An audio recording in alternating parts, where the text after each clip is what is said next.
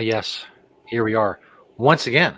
Of course, if you're watching us live, as always, that means it's Wednesday at noon Eastern Time, which is universally known as time for the High Noon Hemp Show, which you can find at many places, video live or on demand, of course.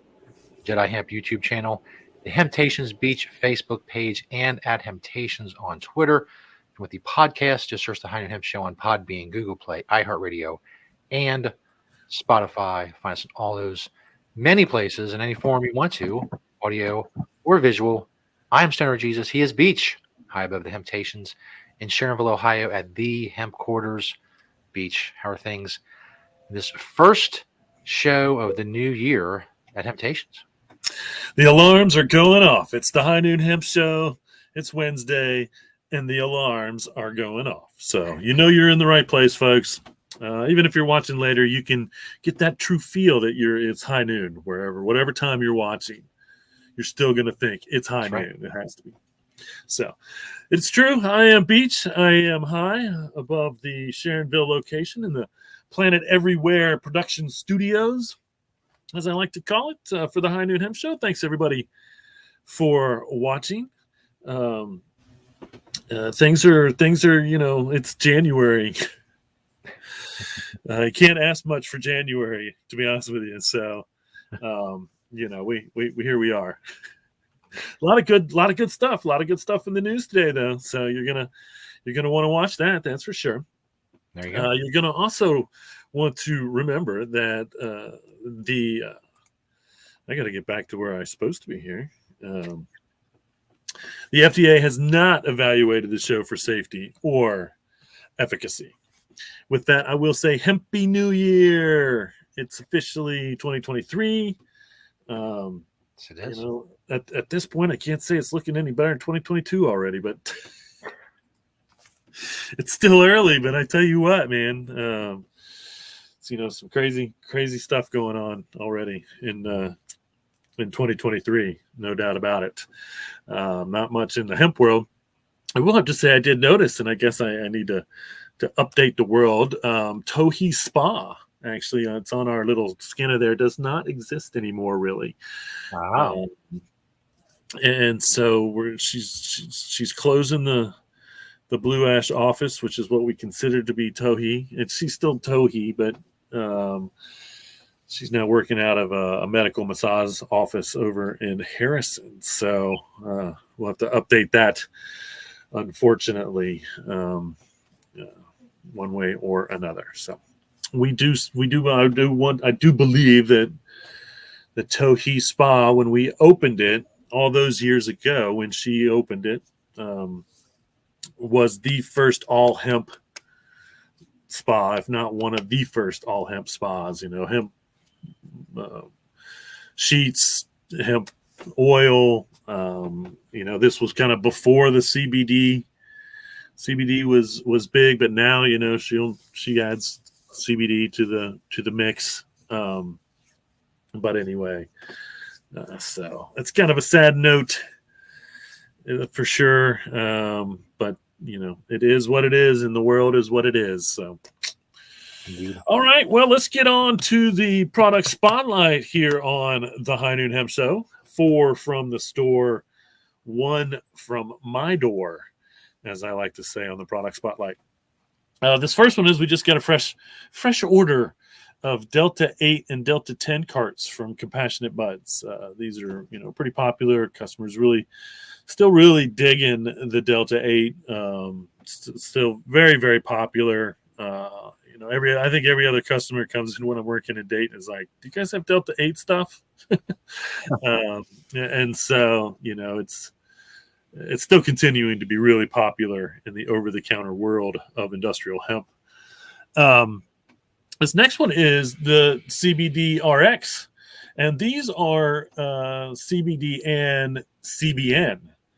And so we have been finding most of our customers in a lot of research is showing out there that CBN is even more of a calming or, bring you down type of, it's not a buzz, but effects. Here we have a tincture and capsules. And so Our customers use CBD for these effects. Adding that CBN is, I think, a little bit of a bonus. The CBD we know works for these things. The CBN then I think helps boost it, or exponentially helps as well. So we definitely, CBN and CBG are the other two big cannabinoids that are becoming quite popular. And again, there's no euphoric effect with that. D8, D10 comes with a little bit of a warning. You're going to feel some effects. CBN, CBG, CBD, there's no physical effects that you feel. It just does what you want it to do, or it doesn't. 9 times out of 10, it does what you want it to do, at least for our customers, one way or another. How about a fresh batch of Day Trip sparkling water? I know our water CBD stuff has been kind of low. It's one of those things we need to be keeping up with a little bit better, I think, Beach. But we just got a fresh batch of this in 6 flavors. They have upped their milligrams. They used to be, I think, 5 or 10 milligrams of CBD. Now they're 25. Basically same price. And so, it's a really good it's a really good way to enjoy 25 milligrams of CBD, multiple flavors. Sure, you can find one that you would enjoy. So try a Day Trip. I like the name. Try a Day Trip.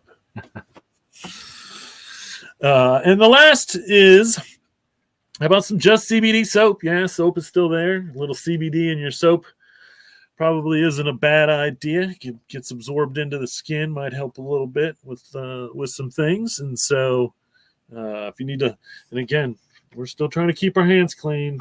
I think we don't talk about it, but it's still out there, and everybody's, thinking this and thinking that. So just keep washing your hands, folks. It's one good thing to do. As the germs still float around the world, no matter what form they're in. It's still one of the most prevalent ways to pass anything along. So just keep washing your hands. Well, the one from my door, you see 4 from the store. The one from my door is actually kind of a collaboration of items, because I found this picture. I thought this is a good one. This is my press board. Just some of the things that we have done with hemp press board. So we've got, and this was like my home. This is things that were at my house, shelving in the kitchen. Got these boxes that I built that you can, stack in different ways and have shelves going. My pride and joy is basically the kitchen counter that Mary made. Basically, we cut it out, and then she sealed it with the epoxy, and I've always said, the epoxy that we used did just as much damage as the hemp saved the planet. It is one of those things, but the only way to make it, because hemp press board, like any press board, is not meant to get wet. It puffs up basically when it gets wet most of the time. So we had to seal it to keep it intact, so to speak. But I might, stop by the house and take a current picture of the counter, because we did this 10 years ago, and it still looks exactly like it looked 10 years ago. Wow. With the way it was. And so, and you can get, you can get lost looking at it. There's just so much depth in it. Every once in a while I come across like a seed chopped in half that was pressed in there, and whatever. But the hemp press board is one of those things we need to be using more in the world, as opposed to wood pulp press board, because just because of its environmentally friendly ideologies. You can, I think the thing with hemp press board, and this is what I noticed, is somebody out there has to come up with density ratings, because some of the hemp press board we had was really dense. Some of the hemp press board that we had was not as dense. It was like kind of almost fluffier and lighter. And so, depending on what you're going to use it for and how you're going to use it, that's what you want to do. And obviously not good for anything that may be getting water one way or another. So, just like any press board. But there you have it. 4 from the store, 1 from my door on the High Noon Hemp Show. Da-na-na. Which, of course, brings us to the greatest segment in internet history, yet to have been determined by anyone outside of us to be that. But still, I will keep saying it as long as I have to, is the beachwear segment, and a little bit of a metal beach, if you will. A little metal look today. That's right. We'll see more of it. You see part of it right now, but we'll see more of it. And all I have to do is ask one simple question, and that is, what are you wearing, Beach? It's true. I guess I am looking a little metal. I didn't, realize, but I can see that with the tee that I have on anyway. Suppose if I would have worn all black, I would have looked even more metalish. Right. For that genre of metal, I suppose. But it's a little black and gray because I don't believe that this is probably one of the weeks recently where I believe this is a pair of pants that I have never worn on the show. I'm not positive on that, but here we go from top to bottom. On top there, we have a Fair Hemp Addicted. If you look closely, it says addicted, and I am addicted to hemp. I would be naked all the time if I didn't have my hemp. So it is kind of essential to my life that I have to have it every day. And then you can see my Canadian Hemp Company, the Hemp Company button-down shirt. Underneath that, Green Springs Technology tee. This is one of the tees that Mark sent me right before he passed, and I wear in pride as much as I can, representing the Green Springs Technology name and company. The jeans, as I was saying, the pants. These are another pair of Just Naturel. Again, it's like I found like a whole closet full of Just Naturel and some other stuff, honestly, that I just hadn't worn. I just hadn't worn them. These, you can tell I wore back in the day, or I can tell I used to wear a lot because on one pocket, I've actually almost worn through the material. And I do remember there were, probably 15 years ago, even 20 years ago, half of my wardrobe was probably made by Just Naturel out of California. Luckily, I still have some of it, but I wore some of it to death, like literally worn out. I promised a picture of my worn out Just Naturel shorts. I'll have to find those and show a picture of them because I did. I literally wore them out. You can see there closely in the pant pocket is the Green Spring Technology pen. And if you really look closely, you'll see it's a little different this week because I actually am going to pull out, I'm kind of going to carry a 3D version a little bit more because normally I carry the injection molded version because it says Hemptations on it because you can script those. But with the 3D, they're just plain. But I think that the 3D pen should get a little bit more props. So I'm going to start slide it in there on occasion, in rotation, I should say, with my other Green Spring Technology pens that I carry every day. And of course, the Hemptopia briefs. I know those are something I wear quite a bit. They're probably my favorites. Not that one singular pair. I have multiple, just so you know. But if I save that one pair for every 7 days, hey, no. Underneath with the socks there, how about some Hemp Traders Argyle socks? It's probably my favorite black socks. All in all, I feel fancy when I wear my Hemp Traders Argyle socks. And then, of course, a good old pair of Adidas shell toes. The black and gray ones, they're semi-old. I bet they're, probably from at least 10 years ago, at least with these gray and black shell toes from Adidas. So there you have it, folks. If you were curious and you just wanted to know, what are you wearing, Beach?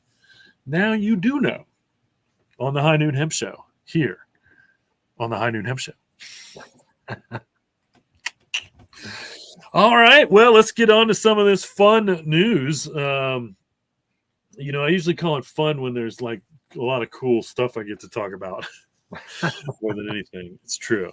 How about this? This is going to be a 5,500 square foot chalk and hempcrete house. This was approved to be built in rural Surrey. So this is over in the UK, I believe that's where Surrey is. But again, this is a 5,500 square foot house. This thing is going to be huge. And they're going to build it with a chalk and hempcrete. I don't know if they're mixing the chalk with the hempcrete or they're using chalk for something. I'm not sure what. And hempcrete. Now you're going to use the hempcrete for the walls and for the most part, I'm pretty sure, and all that. But so anyway, pretty neat. We love our hempcrete, and again, being used more and more. And again, with projects like this, then the rich start hearing about it. And they're like, "Hey, I'm rich. I want to be environmentally friendly. If I'm going to build something, I want it to be, good, so to speak. If not great, I don't know." Here's hemp as an option because it's being done. This is probably the third largest. There is a 10-story hempcrete hotel apartment building, I believe. I'm not a hotel or apartment building. I'm not sure, being built, I believe, in Australia. There is the 10,000 square foot community center that they had built in France. And this one being 5,500 square feet is probably, it's definitely top 5 largest hempcrete structures out there. And so, again, the bigger they get, the more acceptable they'll be. I don't know if I like the idea, but it's true. I'm sure of that. And so, we'll see. And how about this? This woman, she renovated her house and had this cool. I don't know if they built a whole wall just because she wanted to put a wall or what. But this is a hempcrete wall. And again, we've seen this a little bit. I've showed this a little bit. What I really like about this is the fact that you can really pick any color. It's so, you don't. To me, it seems kind of weird. Concrete has never been. You could never pick a color because again, it's just. It's large scale, I guess, and whatever. You would think that you would be able to add a dye to concrete. And I'm not saying you can't do that and that they don't do that. Of course they do that. I'm sure 9 times out of 10, they just paint the concrete as opposed to color it. But we have seen before, it seems quite easy to add color to hempcrete. I've seen it, reds and oranges and things like that. Here's blue, which I had not seen before, worked in there. And so I really think that's a neat idea. It's probably something you really don't need. But I think that it's kind of fun if you just decide, hey, I want my this interior wall that's going to be exposed. I want to paint it this color anyway. Just make it that color. And then, of course, I guess if you always wanted to, you could paint over it. One way or another, but I think it's pretty neat. I'm seeing more and more renovations, and people incorporating hemp into renovations, which is big in Europe. This woman's house is in the United States somewhere. So more to come from construction down the line. The USDA is sending out another survey. This one is to hemp production companies. Well, they're just going to send out about 1,000 of them to northeastern states producing hemp products.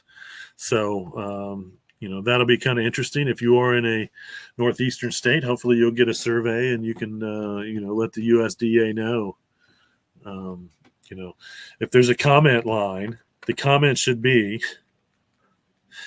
especially if you're making a non-CBD, if you're growing for non-CBD or producing non-CBD like clothing or hempcrete stuff, it should be THC content does not matter.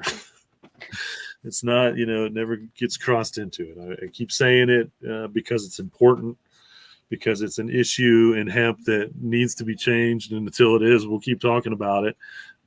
If I'm going to make a pair of jeans out of my hemp, it doesn't make any difference how much THC is in that flower.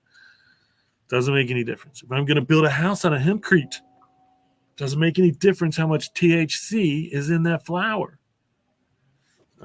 It's like the DEA wants to say so much about industrial hemp. They feel like they still need to be a part of it.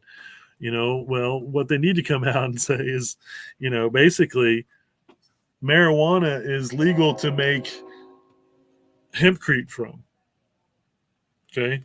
If you grow marijuana, what they call marijuana, okay, which is cannabis with high levels of THC, and you cut that flower off and you go put that in a dispensary or put that in a shop or whatever, okay, you still have a plant, a stalk that you can build a house out of. You still have a stalk that you could make some clothing out of. Short fiber doesn't do the best for clothing, and maybe not clothing, but some type of fiber. That short fiber can be used for something. Insulation, fiber, or hemperglass. I call them hemperglass dooring, which is things that BMW are doing. Composites using the fiber as well as the oil, and so there's so much more there to be used from that plant that gets discarded as something federally illegal, no matter where you are. If cannabis is legal in your state, marijuana is legal in your state. Guess what? It would still be federally illegal to use that in a product. So literally those jeans would be federally illegal. That hempcrete would be federally illegal to possess because it was made out of 0.4% or higher THC Delta 9 cannabis. And so the DEA could literally come and I guess seize your house and charge you with drugs. Can you imagine the weight? I got charged with 100,000 pounds of cannabis because my house was made out of hempcrete. Don't think that they wouldn't do it, folks, because they probably would. They're reaching for all the job security they can. They don't want cannabis to be federally legal.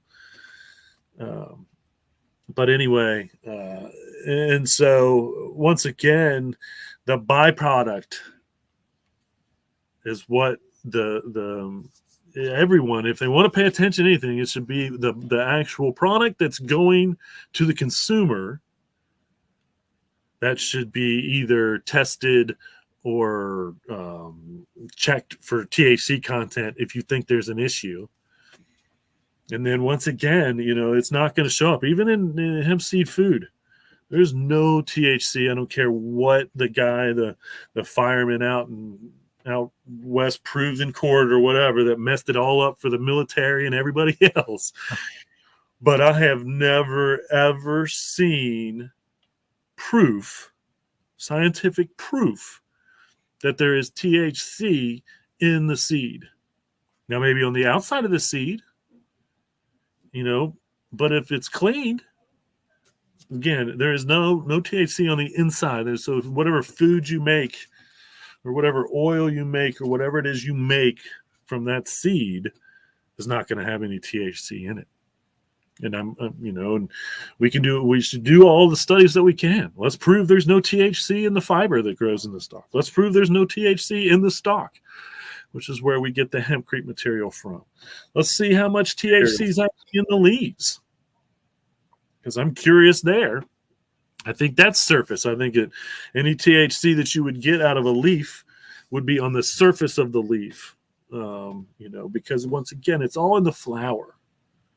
It's all in the flower for the most part. Now, of course, the seed's in that flower. So again, on the outside, yes, but clean properly, which is what they do anyway. So probably a shaking that shakes all the debris off, no matter what it is. So you come up with just pure seed at the end of the day. And so, I would like to see someone prove that, and that way we can go after the military and say, look, there's zero proof. There's zero THC in the seed. Food is okay. Shampoo is okay. Hemp jeans are okay. And I'm not kidding about this, folks. I truly believe that you would be in violation of United States government policy if you were in the military and you were found in possession of hemp clothing, because there's zero tolerance for hemp products now. You can't have hemp shampoo. You can't have hemp soap. You can't have hemp toothpaste. You can't have hemp anything. And it's because they don't want to try to draw a line where there isn't a line. Again, it's CBD is okay, maybe just the isolate, whatever. Anyway, but those are the changes. Those are still the changes that need to be made one way or another in the industry, or by the government, I should say, not in the industry. The industry is ready to continue on without these silly regulations in place. There's no doubt about that. And all this overwatch and oversight and licensing and regulating and treating like it's still evil when it's not. 100% not. Which is what the French government found out when they tried to make CBD flower. They tried to ban the sale, or they did ban the sale of CBD flower, but a court in France overturned the government ban. Once again, proving the same thing that we have proven here time and time again. Doesn't make any difference what form it's in. Okay? If it's legally industrial hemp, all the byproducts should be available. Everything. Now, of course, in France, their laws are a lot more stricter when it comes to that kind of stuff. Any drug reference, you can't have a hemp leaf on anything, because a hemp leaf would be a drug reference in France and illegal. Okay. Freedom of speech does not exist in France to this day. Just so you know, freedom of expression does not exist in France. Probably the worst side effect of a socialistic government, or at least their socialistic government. Most of the benefits are pretty good. That's one I don't even know what I would do. I'd like be arrested like every other day, because half of the things that I own have hemp leaves on them. It'd be a real test to the gendarmes how much they wanted to bother me. And look closely, I should say. I mean, again, I couldn't go outside with my shirt off. I have a huge hemp leaf on this shoulder and an abstract hemp leaf on this one. So anyway, but you can get CBD flower in France now. Good for them. Good for them. Toni Braxton, famous singer, she was diagnosed with lupus back in 2008, and uses CBD to fight some of those side effects, the pain and whatnot. So I thought that was pretty interesting.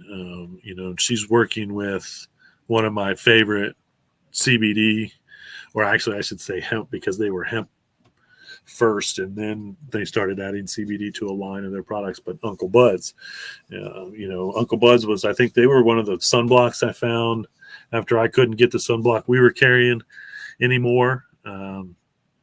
But they were all hemp oil based stuff. And then just within the last couple years, have added a line of CBD to some of their things. So good stuff, no doubt about it. More non-alcoholic beverages. This one is called Crisp and Crude. Crisp and Crude. I don't know what that tastes like. Again, no, that's the name of the company. The flavor is mellow. Again, I don't know what mellow tastes like when it essentially says like mellow yellow. which I think is a reference to a pill. That song, I'm not positive, but I do believe the song Mellow Yellow is a reference to pills back in the day. But this is actually hemp and botanical terpenes are the mood ingredients, they say. So I don't know. Once again, I'm guessing that when they say hemp, they're saying CBD, not hemp oil. And what I think is interesting is that some of the terpenes I did recognize, but they were getting the terpenes as from other plants, which I think is going to be a huge industry, up and coming industry in the next 2-3 years, because we're already isolating terpenes from cannabis and then using them as flavoring, so to speak, and for their therapeutic benefits as well. But these terpenes occur naturally in other plants as well. And so as the popularity of cannabis terpenes rises, so will extracting terpenes from other plants to be used, in one way or another. So, it's going to be interesting to see how terpenes become popular in the food and beverage industry, because, once again, it's a key term now when it comes to cannabis. What's the terpene content? What is it? Limonene or there's about 5 big ones. And I think the terpenes, from my understanding, somewhat affect the taste. But I think that we're also finding that some of these terpenes, just like the cannabinoids, have therapeutic value. So, but I think as flavorings go, I think terpenes are going to be some of the more natural forms of flavoring, because once again, it's natural. Artificial flavoring is awful, just not good for anyone. Yeah. I mean, artificial food products, period, not good for anyone. Just think about that. Artificial food, artificial dyes. What a terrible thing humans have done to their diets, is to even allow artificial flavoring. But everywhere you go, and again, when I pick up a label, and I'm not, there is no perfect. So every once in a while, I'm sure I drink something that has artificial flavoring in it.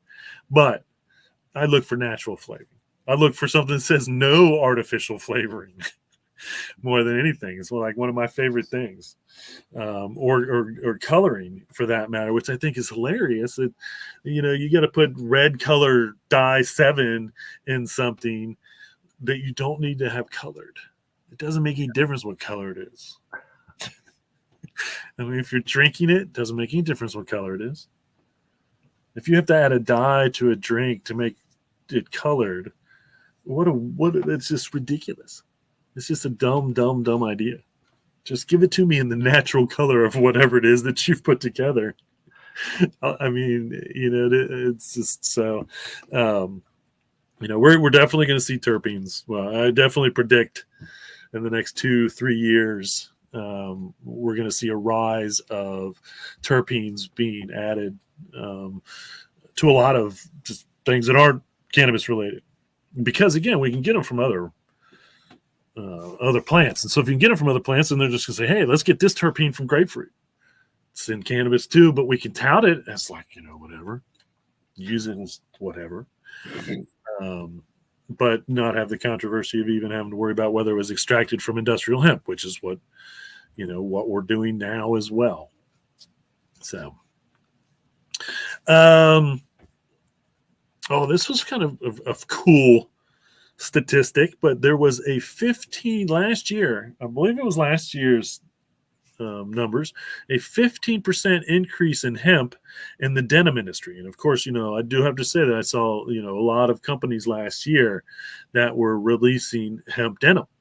And so this is something where And I like this because there was a 17% increase in organic cotton. And again, so much better than regular cotton. There was 125% increase in recycled cotton, which is great to know. But I don't want to make more cotton so we can say we need more cotton to recycle more cotton to make recycled cotton products, because that cotton still does the destruction to the planet that we don't want it to do at some point or another. I do like the idea of using recycled cotton, don't get me wrong. I don't want to perpetuate more cotton just to say, oh, well, you can recycle it at the end of the day, because it's not about that. Okay, the bad thing about cotton is what it does to the planet when it's being grown. Okay, so it's not say, oh, it's recycle your cotton now because that'll make it more environmentally friendly. It's like, no, it does not. Okay, and that gives some more life to that cotton instead of maybe just going to the landfill. But the destruction's been done. The chemicals have been used to grow it. They have absurd amount of water to make it into to what form you need it to be in is already done. It's done by the time you go to recycle it. Just like plastic. Yes, I love the idea of recycling plastic, but I don't want more plastic in the world to recycle. I want less plastic in the world to recycle. I'm going to recycle all the plastic I can, but I don't want more plastic. I don't. It's terrible. It's terrible for the planet. We can make it, we can replace 60 to 7% of it with hemp, or find something else to replace it with, to be honest with you. And so, that's the goal here is that just that. This is you can see there, Cool Denim. This is just another jean company that I had, or Cool Hemp, I guess. This is the US, Cool Denim. I'm sorry. Cool Denim is the name of the company. They are releasing their U.S. hemp collection. So I do like their label as well. But, this is just another jean company that I had never heard of, until they decided to make a line of hemp, which is, the way we really should go when it comes to these things. Now, I think I did send over a list of, I feel like it might have been after the recipe of the key fiber companies, which I thought was cool. This was in a denim publication. It was kind of, it was like survey based or however based. But it was kind of what I really liked about these key market players is 2 out of the 10 or 2 out of this list are companies that we have dealt with or deal with. Young Maven and Ono. And I talk about Ono a lot. This is probably an Ono tee, to be honest with you, that he had printed on.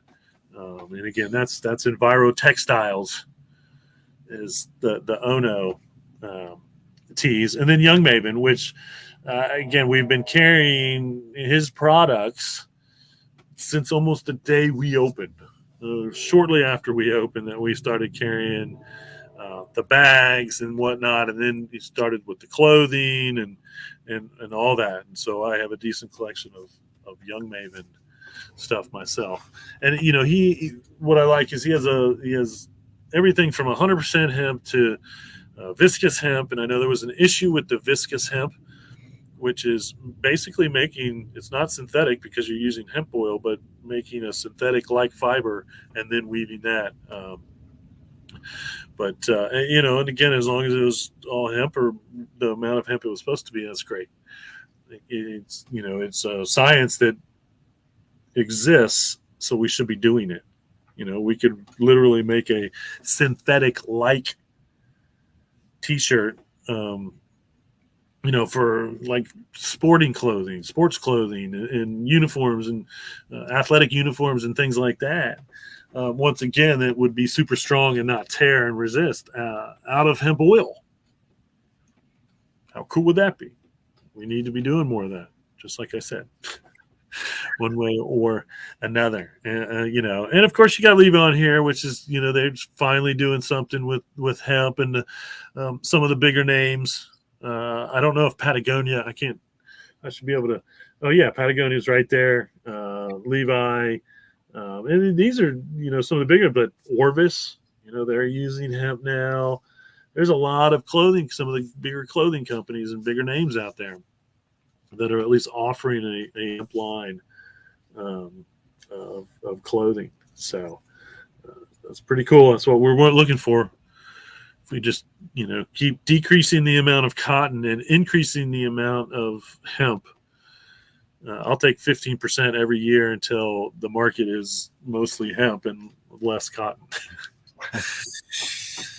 So, and again, keep supporting those that, next time you need a pair of jeans, next time you need a t-shirt, next time you need a dress, go online and try to find somebody that's making it out of hemp. Most of the stuff's not that hard anymore. It's more coughing up the money. Yeah. And I get it. And that, I can say there's one issue still, and that is like even the jeans and all the fashion and whatnot, the supply is trying to catch up with the demand, and the demand is trying to catch up with the supply. And so it is still expensive. If we can just continue to grow more and more hemp for fiber, those costs continue to come down. And there's a long way for those to come down until I truly believe there should be a comparison. You should be able to buy a pair of hemp jeans for the same price you can buy a cheap pair of cotton jeans. T-shirts the same. The t-shirt's going to be the toughest. But, we were getting there. Hemptown was getting there, and I don't know where Hemptown is anymore. And then all of a sudden, it's like we were really kind of getting the hemp t-shirt down. And again, it was a blend. Most of them are blends. Getting that price down, but still not nearly as low as a cotton t-shirt, a cheap cotton t-shirt. And then all the prices kind of started to go up again. And I really think now we should start seeing those fiber prices come back down as we're growing more and more here in the United States. It just needs to be made into the fiber, the right material weave that we need to do the right job, whatever it's being used for. So, but keep supporting those industries. Here's the interesting seed, and I didn't know this specifics. Seed, and I didn't know we could make fuel out of it. But when it is pressed to make gasoline, the seed oil, it is 11% oxygen, and there is no sulfur, which is obviously an issue. It is obviously biodegradable. And so, if you were storing a bunch of it, it doesn't, it's okay to go into the ground for that matter. But what I thought was interesting is in this article is they specifically said it is less poisonous than salt, which is true. Because so far, I don't know that they have an amount of or a death ever related to too much hemp seed oil. But salt causes all kinds of issues. Yeah. It doesn't say salt on the death certificate, but cardiac arrest, high blood pressure, a lot of those things. Trust me, I know for a fact. Salt is a key player in those. So again, you could literally take your hemp fuel and drink it. As far as I know, if it was 100%, there was no additives to it. Drink it, same as your engine. And once again, it's actually going to be beneficial. It's like anti-poison with its protein content and omega-6, omega-3 content, minerals, vitamins, and all those things that we tout about the hemp food. It's the same oil. Just depends on, I believe, how it's refined as to whether it works better or less better in an engine. I don't think that, I think that we can drive to the battery issue as opposed to have a combustible engine running on any type of oil. But if we're going to continue to run engines on oil, hemp oil is like one of the most logical oils. Again, sustainable. We don't have to drill. We could literally have a never-ending supply if we would just grow as much hemp as we could in the world and never have to worry about it. And so, and again, as it burns, obviously it's going to burn cleaner. And having it for around, you can't go take gasoline and dump it into your yard and think that's a good idea. It's not, if it goes bad, so to speak. But if you think your hemp gas has gone bad, there's multiple uses after that you could use it for, even if you didn't want to ingest it. It's still a good fire starter. If you ever have a fire, you need to start a fire, just pour a little hemp oil.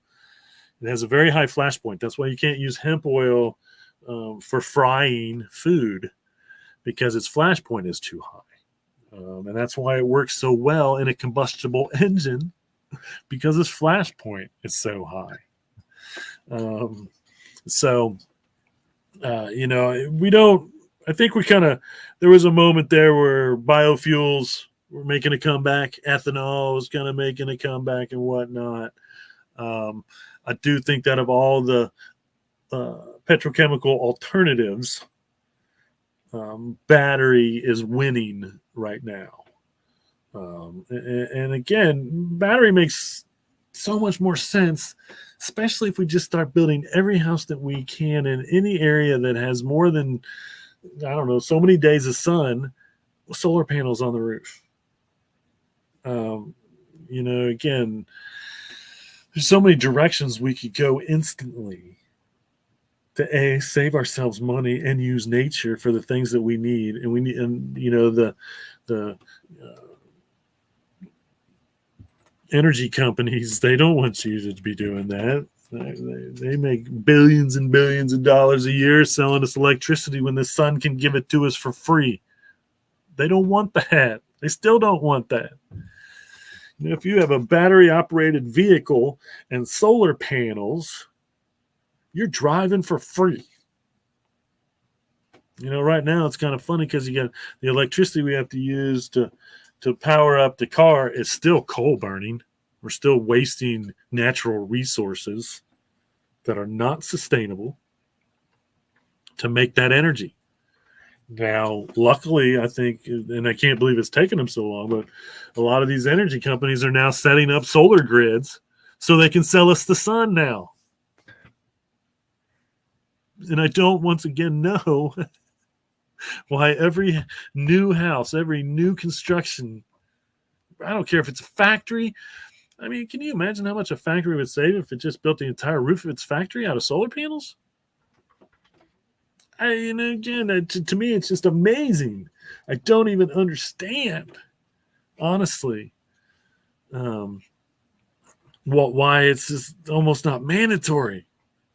Well, I do understand why it's not mandatory, because of the shareholders and stockholders and all these rich people that are continuing to get rich because all of us have to pay them for their monopoly, which again is, ridiculous. We don't have choices. And of course they'll say, well, no, you have a choice. You can put solar panels on your house. And of course that all depends on where you live. Because I think some places in cities you have to get a permit or a license or whatever, get approved to put solar panels on your roof, which is ridiculous. I can't use gray water. I can now because we use gray. Well, we don't use gray water, but it is illegal in most big cities to use gray water for anything. Okay. Which is ridiculous. Even, it's so crazy. But more hemp. Save the planet. Ecuador is growing its first hemp, and it is going to be fiber and food.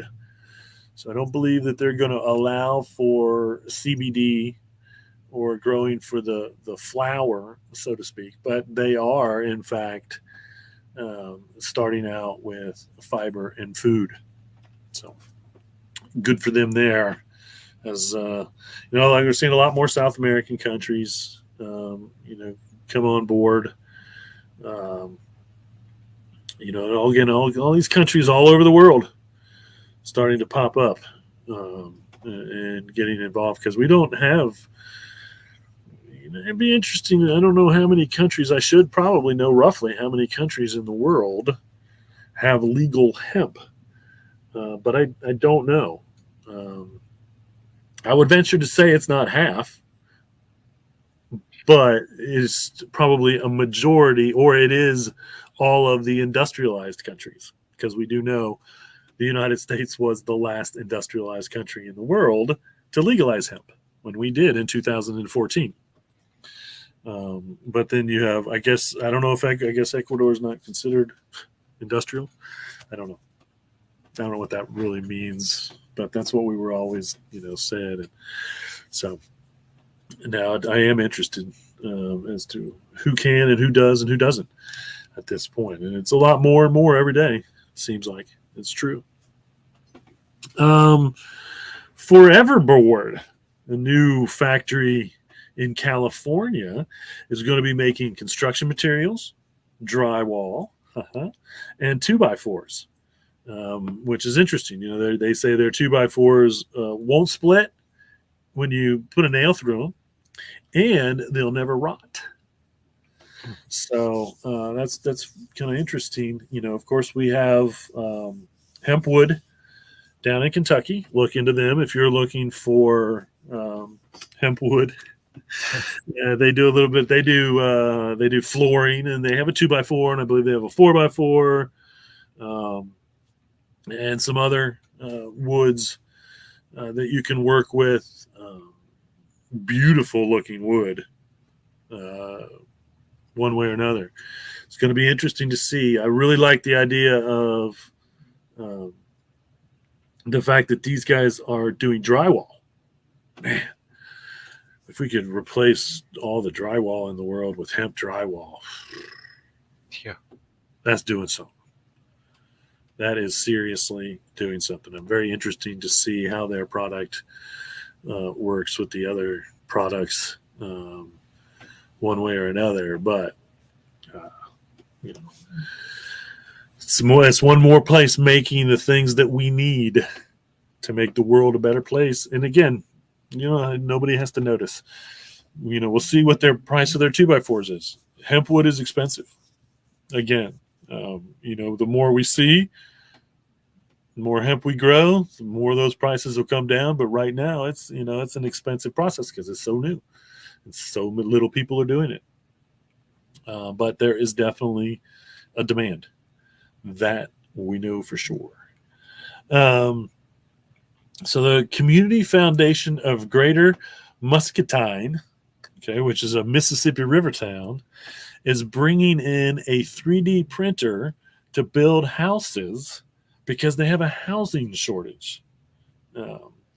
So apparently, a lot of people commute into the county for their jobs because there's nowhere to live in this place where there's obviously a decent amount of jobs. So, I commend them for that.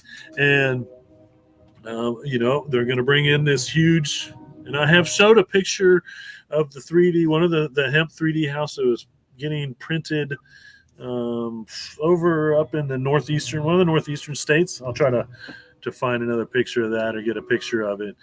But again, it's just big. It just comes along and it just builds all the walls, out of hempcrete, and then dries, and you've got yourself a hempcrete house. And I think I reported, I recently found out that it costs $25,000 or something to 3D print a house. That's the number I saw. And again, these aren't big houses. I don't know. This I think was only going to be, say, 1,300 square feet. So, I think that's, people don't need a whole lot I think they're doing 2-bedroom houses first, and then eventually they're going to bump it up to a little bit of a bigger dwelling with 3 bedrooms, which makes sense. But, I think it's super efficient, not expensive, and pure genius. You just, build the house, move the machinery next door to where we build build the next house. And the fact that they're using hempcrete to do this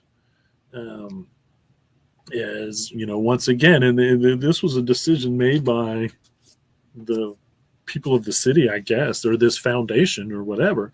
Once again, they specifically chose hemp because it's just as durable, but it's safe and clean and environmentally friendly and all those things. So good job, Community Foundation of Greater Muscatine. Somebody look up where Muscatine is on the Mississippi River. I don't know, but apparently there's a lot of jobs there. They have, they do well with employment. They just don't have enough places for people to live. So good for them. Not a whole lot of events going on. If you are in North Carolina on January 31st, they're going to do industrial hemp updates, and there are multiple locations. So look into wherever you are. I saw Asheville, and I saw some other place, like something Mills, North Carolina, that I'm not familiar with. It's probably like on the other end of the state, because North Carolina is like a long state.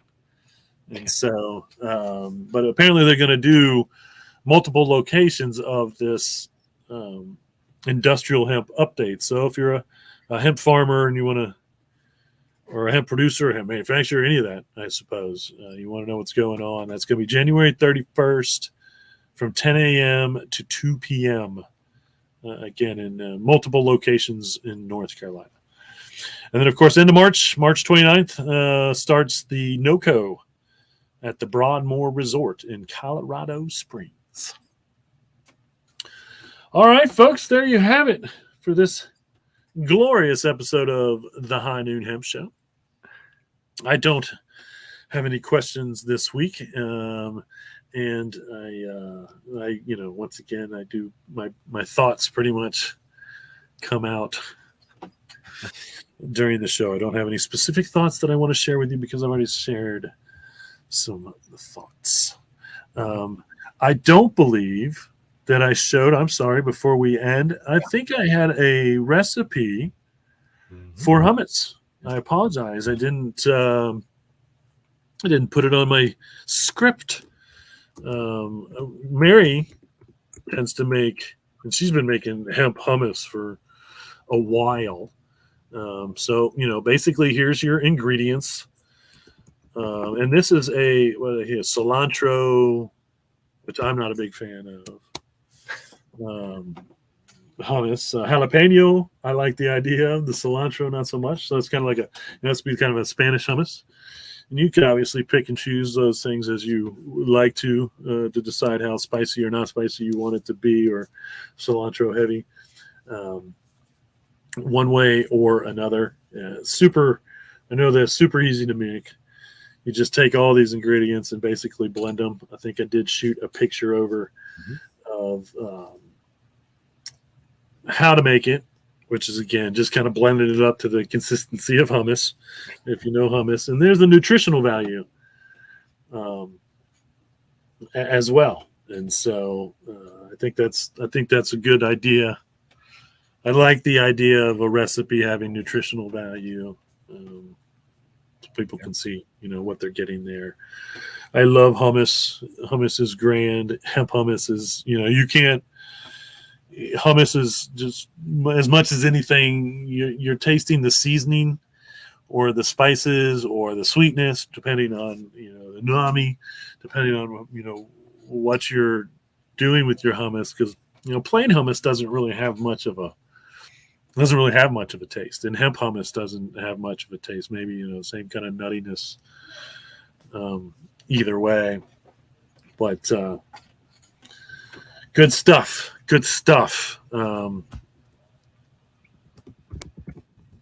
Make sure to add that to my script so when I print it out, it's on there. Okay. Hey, we went backwards there for a minute. Good for us. I'm glad I didn't forget that, honestly. I could have just thrown it in next week, I'm sure. But I'm going to try to include some recipes in every episode now, too, because I think people will enjoy that. So there you have it, folks. Remember, reduce, reuse, recycle. Make everything else out of hemp. Having temptations. See y'all next week.